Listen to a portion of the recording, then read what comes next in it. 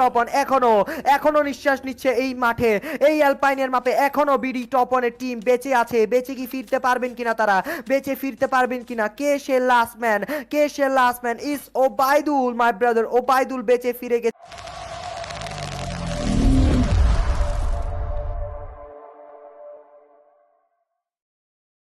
সাকিবের একটি প্লেয়ার আসবে একদম নেচে নেচে হেসে খেলে সামনে। Oh what a shot of Tousif and Tousif gaming Siam versus BD Topon. এই মুহূর্তে ফাইট হবে অসাধারণ বাংলাদেশ টপনের শট, বাট না পারেননি বাংলাদেশ টপন।